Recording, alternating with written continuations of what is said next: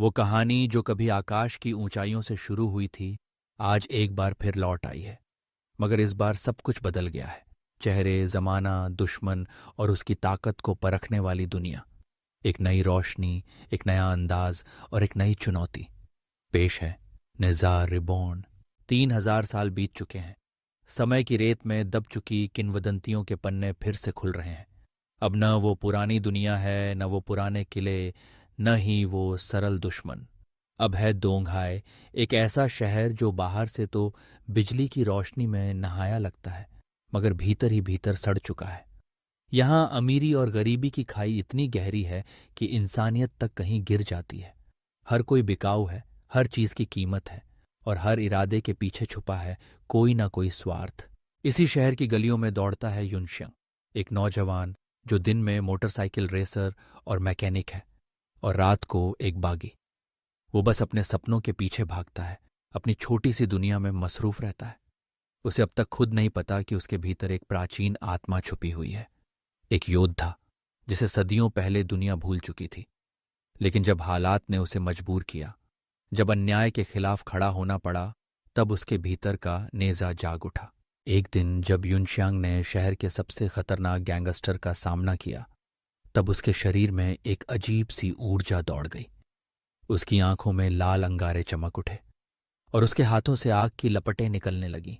वो खुद नहीं जानता था कि ये सब कैसे हुआ, लेकिन सच ये था कि 3,000 साल पुरानी शक्ति फिर से जीवित हो चुकी थी।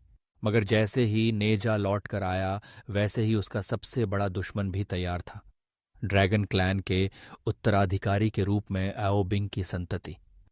ये लोग न सिर्फ ताकतवर थे, बल्कि उनके पास सदियों पुरानी चालाकी और कुटिलता भी थी। ड्रैगन क्लैन के पास ताकत थी, पानी, बर्फ और तूफान की शक्ति। मगर नेजा के पास था इरादा, वो इरादा जो हर बार किस्मत को बदल देता है।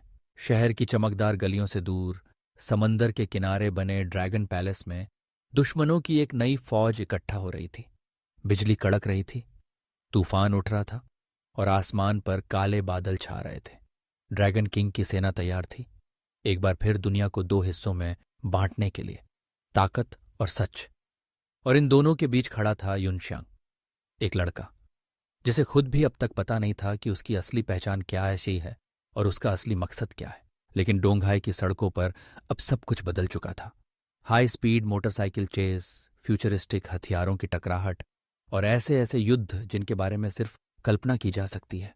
इस बार युद्ध केवल अस्त्र शस्त्र का नहीं था, यह युद्ध था विचारों का, इरादों का और अपनी पहचान की तलाश का। युनशंग हर दिन एक नई जंग लड़ता है, कभी दुनिया से, कभी अपने डर से। उस पर उसके अतीत का बोझ है, एक ऐसा अतीत जिसमें उसने खुद को खो दिया था। उसे डर है कि कहीं वो फिर से वही गलतियां न दोहरा दे जो सदियों पहले ने जाने की थीं। क्या वो अपनी नियति से भाग सकता है, या इस बार अपने भाग्य को खुद लिखने का साहस करेगा? इस संघर्ष के बीच युनक्सियांग खुद से एक वादा करता है, हो सकता है मैं शापित हूं, लेकिन मैं तय करूंगा कि मैं क्या बनूंगा।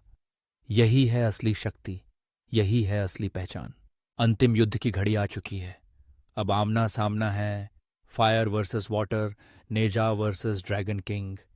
आसमान फट चुका है, शहर दहशत में है और धरती कांप रही है। लेकिन युनशांग का इरादा अडिग है। इस बार उसका युद्ध केवल अपना नहीं, पूरी इंसानियत के लिए है। वो जानता है कि 3,000 साल का इंतजार सिर्फ एक फैसले के लिए था। क्या वो इस बार अपनी नियति को बदल सकेगा? शहर की गलियों में आग के गोले घूम रहे हैं, पानी की लहरें टकरा रही हैं और आसमान में एक नई सुबह का आगाज हो रहा है।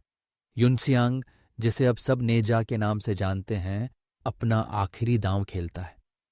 इस दफा वो अपनी जिंदगी ही नहीं, पूरी दुनिया को नया रास्ता दिखाने आया है। उसके भीतर की आग अब बुझने वाली नहीं, क्योंकि अब वो जान चुका है कि असली ताकत न तो वंश में होती है, न ही अंधेरे में छुपी किसी शक्ति में। असली ताकत है अपने रास्ते को खुद चुनने की आज़ादी में। जैसे ही युद्ध का अंत होता है, शहर में फिर से जीवन लौट आता है। लोग जश्न मना रहे हैं, आसमान में आग का गोला धीरे धीरे ऊपर उठता है और डोंगहाई के लोग उम्मीद की नई किरण के साथ मुस्कुरा रहे हैं।